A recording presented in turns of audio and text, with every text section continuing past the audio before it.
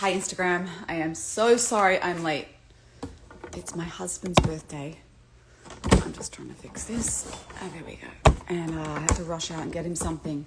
And it took me so much longer than I realized. Traffic, blah, blah, blah. Anyway, I am really happy to be here. Hi, everyone. And we have some great questions, and any questions that you have that are coming up as I go through some of these questions, or thoughts you have, or even comments you want to share your experience or what what you've heard from other people, please feel free to share. Please feel free to comment, chat in. I really, really enjoy it. And I much prefer talking to you guys rather than just be a kind of monologue out into the abyss. So hi, everyone. It's been a while. I hope you all had a great Passover. I hope you felt a sense of a shift, of freedom inside, which is really the point of Passover, right? To feel that shift, to let go of something, some sort of aspect of your mindset, which is really what Passover is about. I've heard a lot of good reports from a number of my clients that said they felt this shift, and they've been working on certain things, obviously, before Passover, and they really felt it concretize over the holiday. Of course, that's the time we get triggered the most on every level, from being single to family to everything, right? You get to see yourself like a mirror very closely during the holidays. So yes, I will save the live. Thank you. And thank you for all your good questions. You put in a lot of good questions. So I hope I would love to hear from you. If you want to DM me what you noticed over the holiday and how you grew, I'd love to hear it. It gives me like nachas. So please feel free. And I want to jump into these questions because they're really good questions. Some of them, they're really, really, really good. And I know that they'll apply to a lot of you. So let's jump in. So someone asks here, what is the best mindset when there are no good suggestions coming up? What is the right mindset if I'm not getting good suggestions? Like what should I be doing inside myself to make sure that I don't slip into despair or into, just feeling like I want to give up?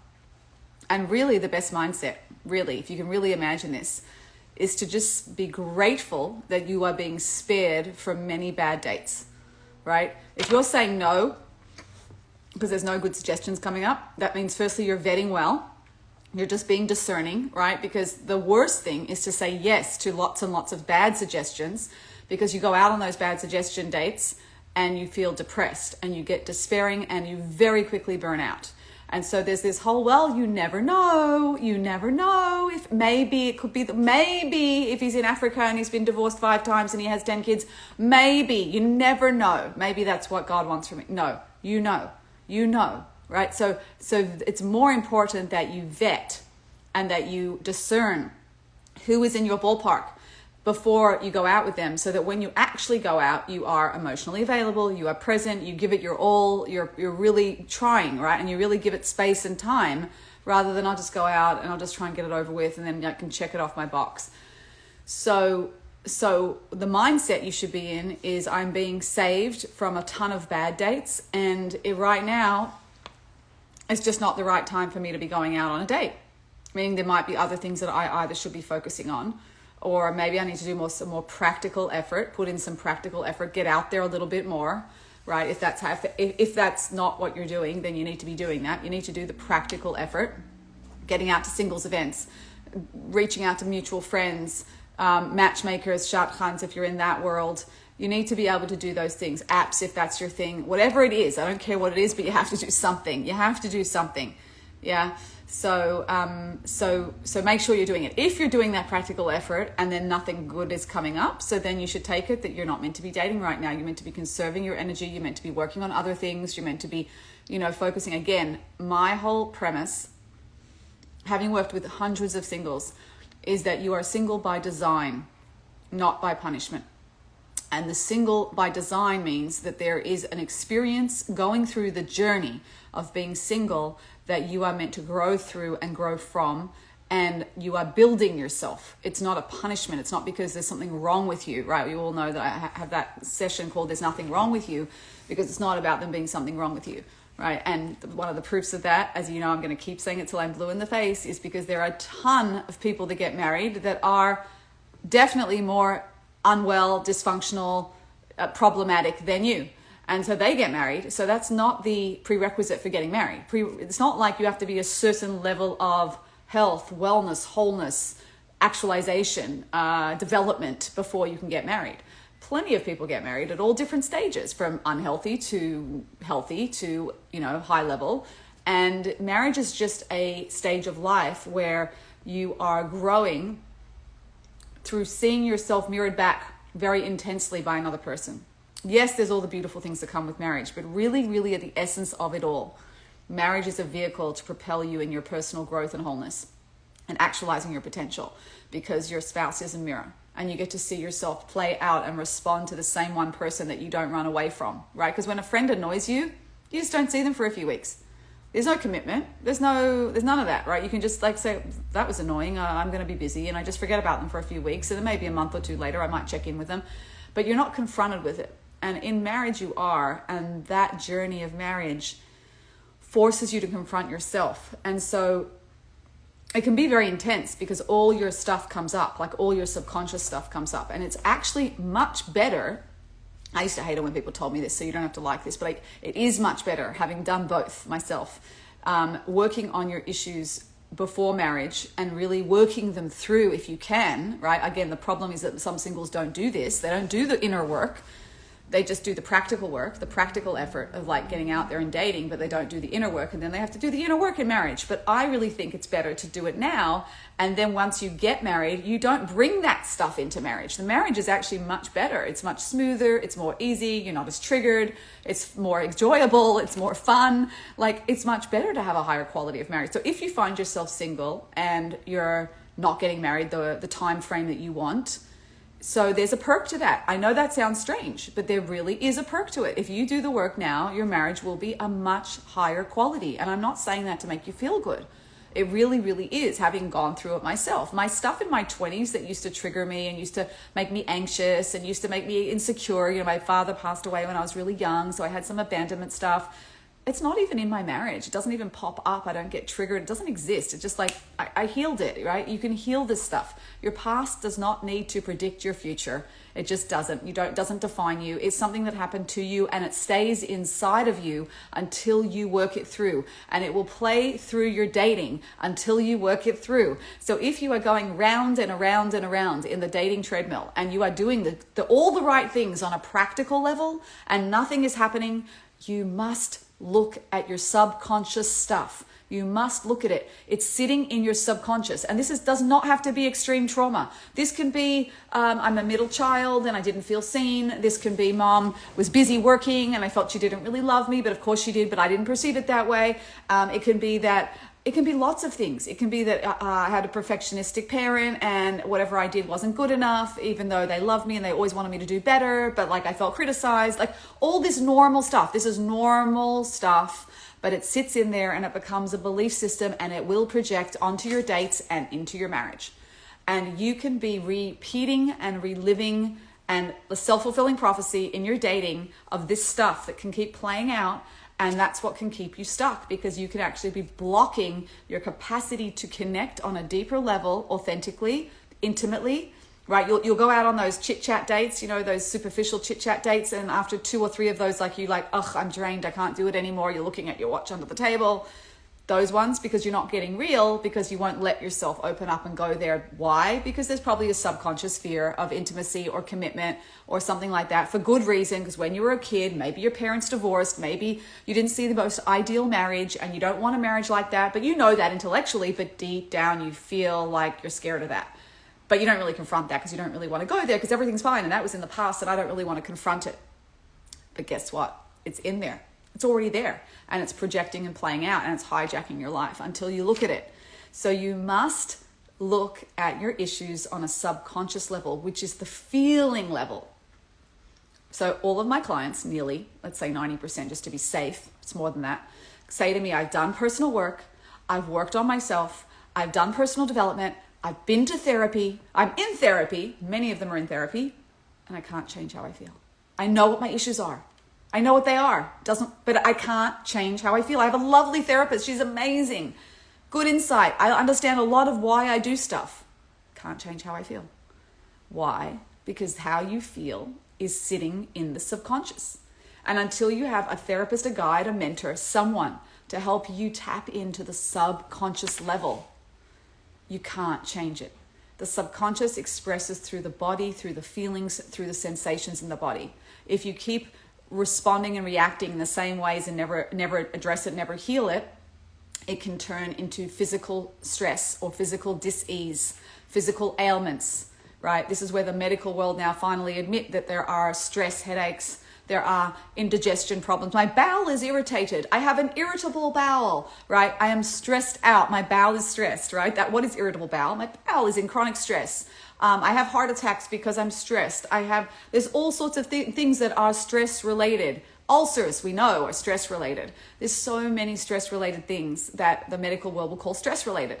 Now, what I do is help you tune into that way before it gets to that extreme physical ailment, physical symptoms, right? Where you can actually deal with the emotional patterning that is creating that stress. Because believe it or not, a lot of the time that stress is created internally, right? Based on how we respond to our life.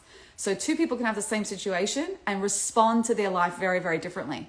One can be able to acknowledge the pain and work with the pain and not let it get them down and not let it define them. And someone else turns that pain into suffering and makes that pain the center of their life and their defining quality of who they are. And that because of the pain, they're a loser, they're going to have a terrible future, it's never going to happen. Once we go into the future and we start projecting what it's going to look like as a result of the pain, we go into suffering. And we don't have to be in suffering. That suffering also can create stress-related illnesses and stress-related symptoms, right, which we don't want.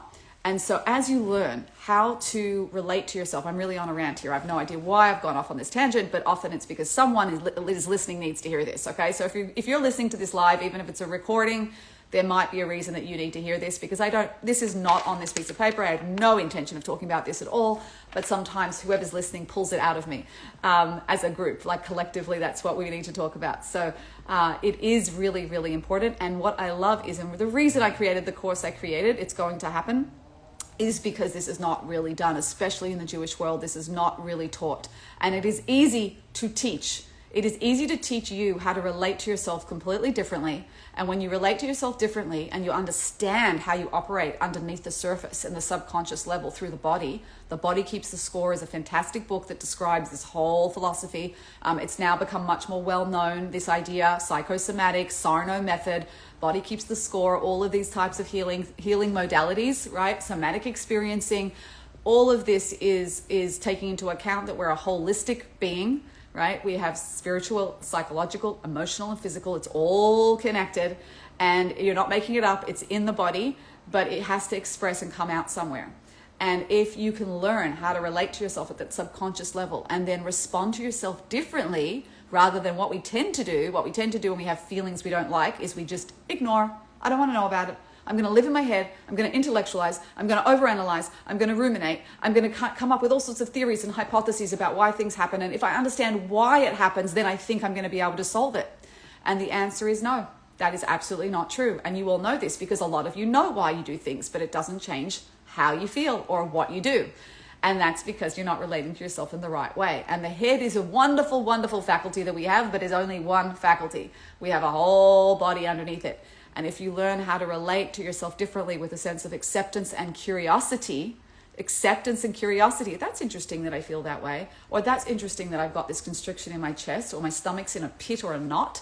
That's interesting, right? What's that about? Let me go there with my attention and let me talk to it. Let me have a dialogue with it. Let me understand it. Let me get answers from it, which I teach you how to do. Then you understand then you're connecting your conscious mind with your subconscious. You're allowing yourself to have those feelings that want to be seen and acknowledged, and they don't run you anymore. Why? Because when I bring it into the light, into my consciousness, when I bring what's in me into my consciousness and in my body, in my subconscious that's coming up through my body sensations, when I bring that into my awareness, into my consciousness, oh, that's interesting. Let me ask it what it feels. Let me ask it what it would say if it could talk. Let me ask it what it needs. And I get answers, and I acknowledge those answers. So then I'm creating connection between my conscious and my subconscious. And then no longer the subconscious does not then exist in the background, in the darkness, and it doesn't need to hijack my life. The only reason the subconscious hijacks our life and the patterns in the subconscious is because we keep them in the dark and we don't want to see. We don't want to notice them. right? So the subconscious is there to protect you. So that's why it will then create a self-fulfilling prophecy to protect you for the very thing that you're scared of. And that's really the most tragic thing, is that people will keep creating those patterns in their life. Let's say I'm scared of rejection, so then I guard myself to protect myself from rejection, and I go out on a date all guarded because I don't want to be rejected, and there's no connection that happens. And the guy goes, lovely person, just couldn't feel the connection, I'm going to end it. So guess what? You get rejected. And that's the self-fulfilling prophecy, and your subconscious goes, see, told you, you're always going to be rejected. We really got to protect ourselves. And so that keeps going as a loop. And there's multiple themes and patterns like this that we do that are self-fulfilling prophecies, because we need to protect ourselves. And when you don't need to protect yourselves, you're actually less vulnerable, ironically. So with that whole rant, do you guys understand that? Did that make sense to you? Am I talking gobbledygook? Please put in the chat. How do you know when you're fully healed? This is a great question. How do you know when you're fully healed through something? Sometimes I think I'm healed and then I get re-triggered. So I would ask you, why do you think you're healed? Number one. And then what happens is when the key is really when the same situation is in front of you and you don't feel such a strong reaction, meaning maybe you feel a little bit of residue or you feel a little bit of a reaction, but nowhere near what you used to do. That's when you know you've done that much healing, right? Now, this is layers and layers. We're like an onion. There's lots of layers. And so you shouldn't be despondent or despairing if you notice you have some similar reaction to a certain situation, because sometimes this is part of our tikkun, our soul correction, our soul fixing that we're meant to work with and wrestle with and heal over a period of years. It's not something just quick, you fix it and then I'm frustrated because I notice I get triggered.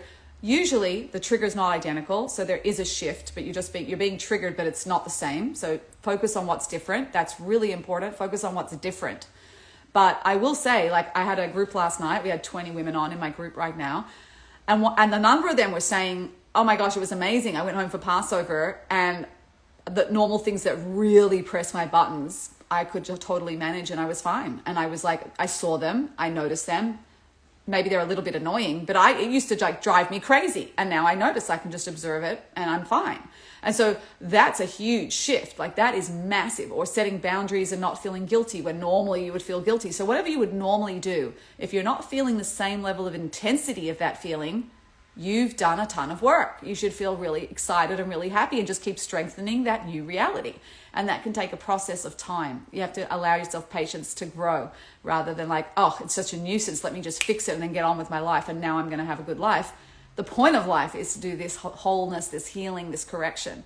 And so there's multiple layers, and it gets more and more and more and more refined until it just doesn't show up anymore. And that's when you know you've totally healed that issue. Like I just shared earlier today, that, you know, when I was younger in my 20s, in relationships, I used to be more anxious. My dad died young, so there's probably abandonment stuff there.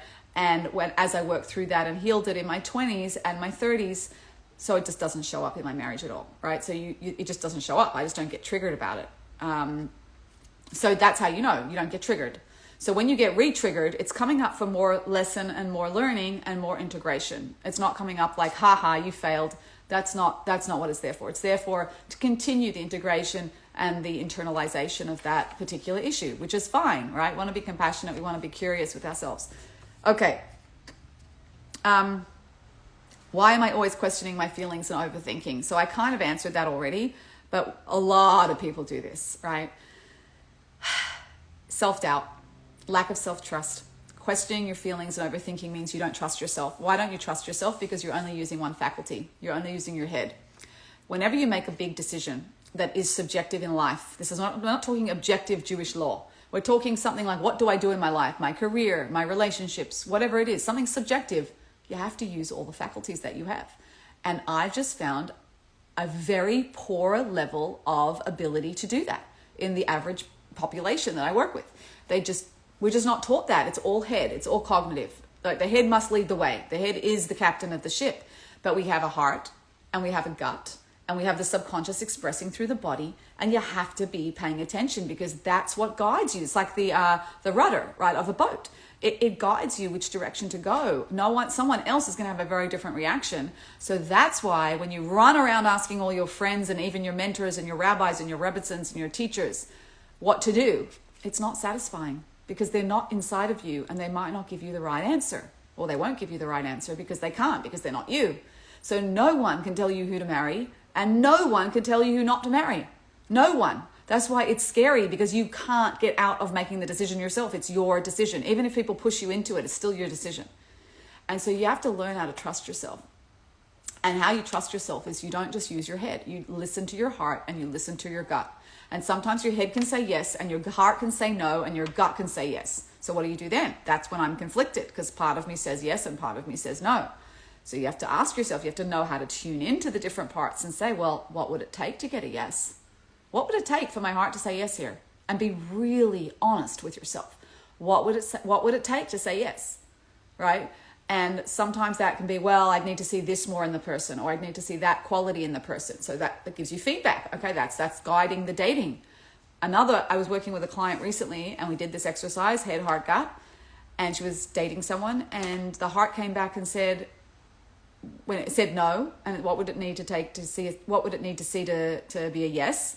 And the heart said he would need to be a different person, meaning it was not going to happen with this person. The heart knew that. She broke up with him that night or the next night, and she felt good about it. It was the right decision. But she didn't have that clarity, right? Of like, there was the heart telling her that, yes, it makes sense logically to be this person, but on a heart level, this person's just not on her equal, and it's just not going to work. So you have to be able to tune into the different levels of yourself, right? And that's one of the things that I can teach you, that you can learn easily. You can tune into your head, you can tune into your heart, you can tune into your gut. Heart's about connection, right? Opening and giving and receiving love. Gut is about safety, security, stability, right? The gut feeling also gets masked by fear. So if you're anxious and you're fearful, it's hard. You can't trust your gut. I don't trust my gut if I'm scared. If I'm scared or anxious at all, don't trust my gut, because the gut is a very nuanced sense. It's not a feeling. Even though we say gut feeling, it's not a feeling. It's a sense. It's like when you know that feeling when you walk into a room and you're like, oh, something's off here. It's like like that. Like something's not right. It's like in your stomach. It's like that. It's not an emotion. It's a little sense. And if you're anxious, the anxiety or the fear will mask it. You can't really tap into it. And the problem is you think the anxiety then is your gut feeling telling you no, but really it's the anxiety, but you're believing the anxiety. So that's another skill to learn, is how do I separate my anxiety from what's actually going on? How do I know it's my anxiety versus it's not my anxiety telling me to be scared or watch out about whatever I'm dealing with? And so that's partly understanding how anxiety works, what it looks like, what it sounds like. There's ways that your anxiety speaks to you, specifically you, like your languaging, and you have to get to know how your anxiety speaks to you. So you go, that's anxiety, label it anxiety. Once it's anxiety, you can start to separate yourself from it. You are not your anxiety. Your anxiety is just a feeling and a sense and a wave and a sensation that moves through you, but it is not you. And it is definitely not reflective of truth or reality, right? It means that you're anxious, but you have to find out what you're anxious about. And a lot of the times it's often things that aren't even happening. It's like, what if this happens, and what if that happens, and I'm scared of the future, and what if, but it's not necessarily happening now. That's a big indicator that it's anxiety, right? When we go into the future. Okay. Any other questions? I'm just scrolling down. Here we go. I get confused when to say no to a date, a shidduch, right? A shidduch offer, or someone suggesting a date, because I want a certain culture, but we never know who our soulmate is or his background. So when do I know when to say yes? So that's more about having your must-haves and your deal breakers clear, right? If you are really certain that you want a specific culture, let's say you're Persian, right? And you want a Persian culture, and that's really important to you to feel like you're coming from the same background as your husband. Some people that's really important. For other people, it's really not. And there is no right or wrong. But you have to know yourself, and you have to know deep down, if you are not with someone of the same culture or of the culture that you want, will it be a wedge for you? Will it be a distancer, right? I'll share something personal. When I was dating for many years, I've for many years also dated lots of different people, and it got to a point where as you see, I'm very articulate. That's my thing. Like, I speak a lot for my career. I'm a speaker. Speech is very important to me. The nuances of speech. For someone else, it might not be. And so what I found was, when I dated people whose first language wasn't English, right? So they're European or Israelis, and they still spoke fluent English, but they had a thick accent. I felt a distance. I couldn't quite get the nuances. It really provided a barrier of disconnection for me personally. And it took me a long time before I finally said, I don't want to date anyone whose mother tongue is not English. So they could be South African, Australian, American, Canadian, right? British, but they can't be European or Israeli or whatever like that because as a first language, because I felt the distance. Now, someone else could care less about that. You have to know yourself. That's the bottom line. Go to yourself, lech lecha, right? You have to know yourself. What is a deal breaker for you? And whatever is a deal breaker for you, you have to honor that. You have to trust that. So this whole idea of you never know where God's bringing your soulmate from. That's true, but he's bringing your soulmate to you, and you should know you. And if you don't know you about what is important to you, which obviously God knows as well, then you're going to be always feeling lost, and you're always going to be doubting yourself, and you're always going to be going round and round, and you have to learn how to trust yourself.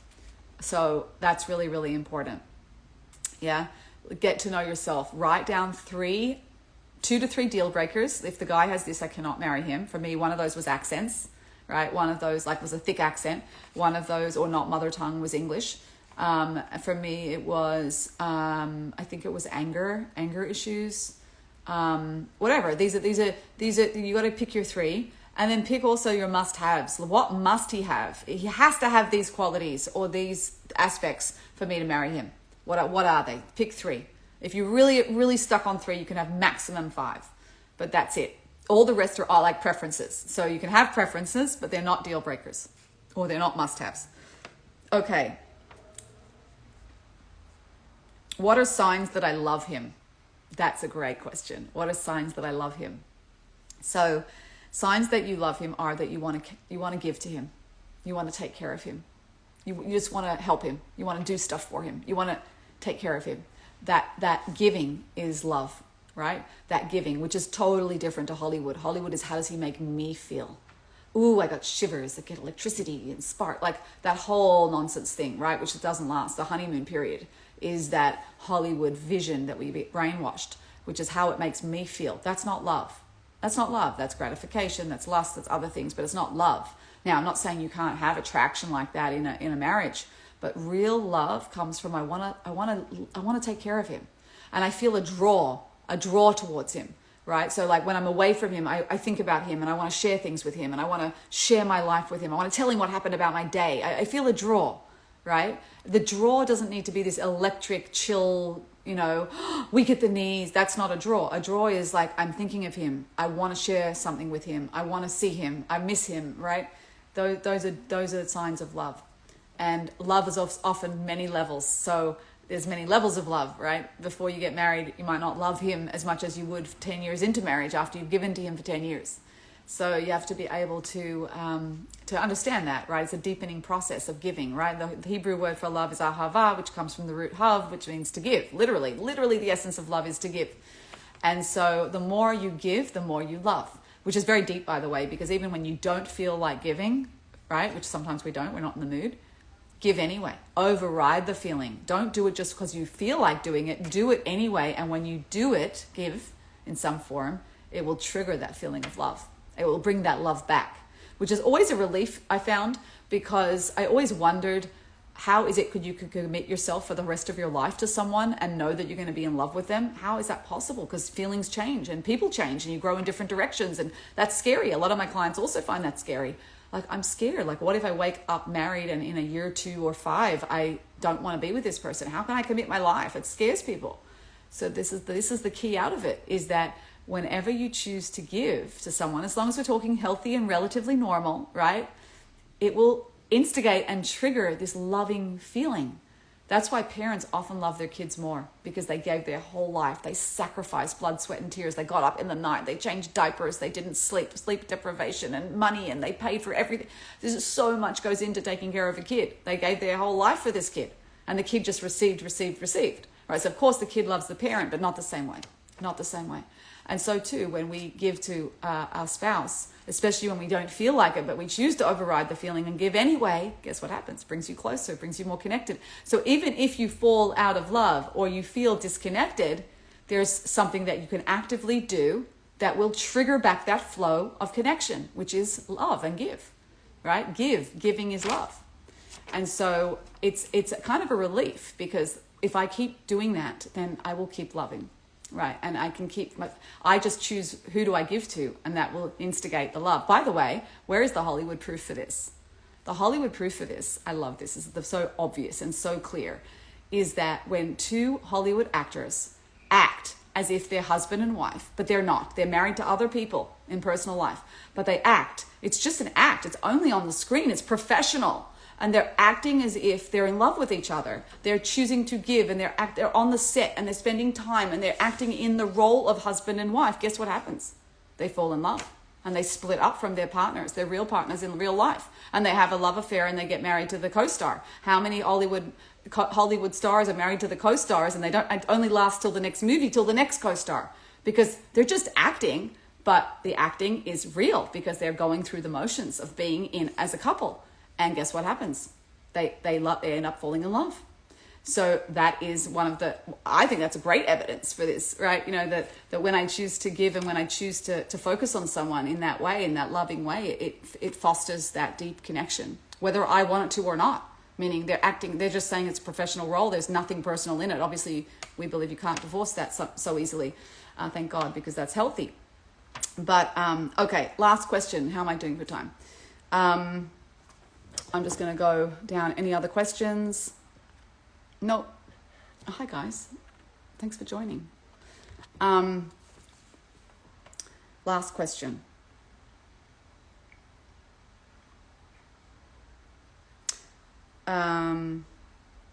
If you have tried everything, what is the best thing you can try to find the one? Isn't that a great question? If you have tried everything, what is the last thing you can try to find the one? So firstly, if I actually was speaking to you, I'd ask you, what have you tried, obviously? And if you say you've tried everything, what does that mean? And if you've tried everything at a certain stage in your life, it doesn't mean you shouldn't try it now, because maybe you weren't ready then, but you are ready now. So there's lots of levels of this, right, which are not so simple.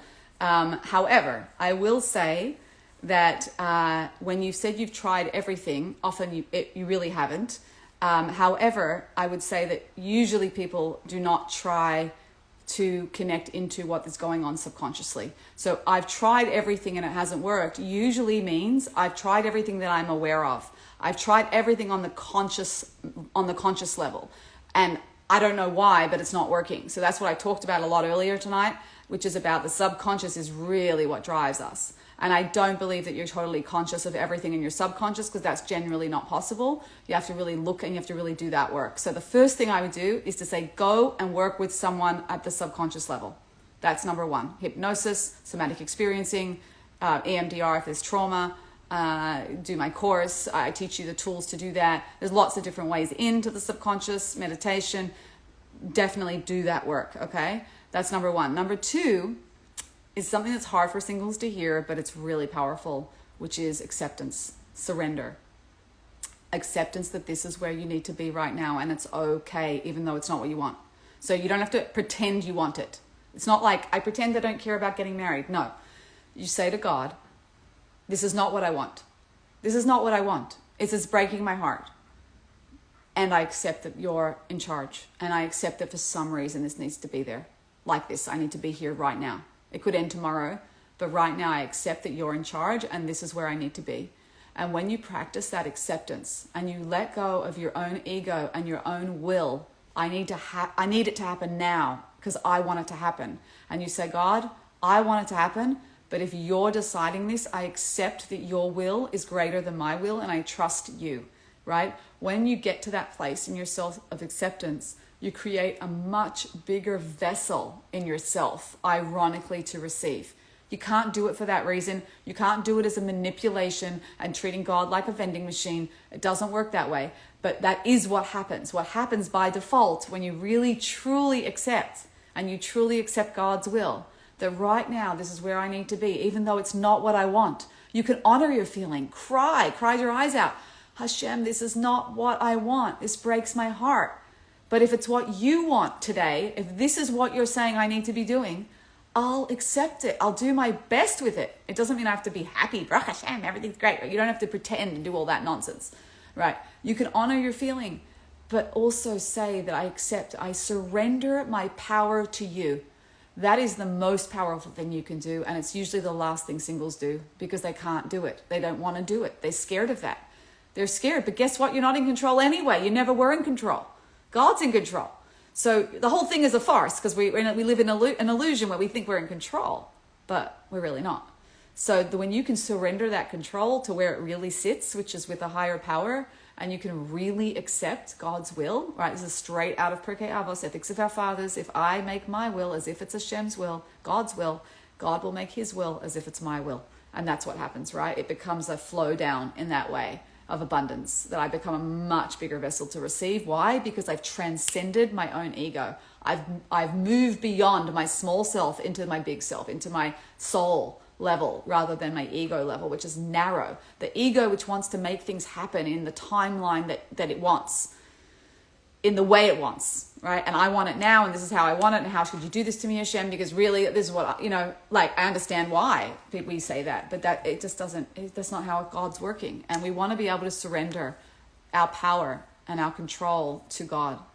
We want to be able to say, you're in control, and I want you in control. I want you in control of my life. I'm giving you that control. He has it anyway, but I'm giving it to you, right? I want to align with you in that rather than fight you in it. And usually we fight God. And we say, God, how could you do this to me? God, is this a punishment? Why are you doing this? You don't love me? How could you love me if you're doing this? And we push back. And it's understandable. And if you're feeling that way, you should talk to God about it. But I want you to entertain this possibility that there's another way. There's another way, and I lived it. I can talk. I have the authority to talk about this because I lived it for many, many years, more than many, many of you on here, like many years more than what you'll be single. And it really is what God wants from us. It really is, which is acceptance, bitachon, trust. That's what Hashem wants from us in this test. That is what he wants in every test. If it's not single, it'll be once you're married with shalom bayis, God forbid. If it's not when you're married, it'll be having a child, God forbid. Every moment where things don't happen the way I want or in the time frame I want, it's a test for my trust and acceptance of his will. That's the test. Same test over and over again in everyone's life. If it's once you have a kid, if the kid's a problem child, difficult child, hard to deal with, that's the test, right? Like there's always a test of trust. And you happen to be single. You're in this particular takufa, this period in your life where that's your test.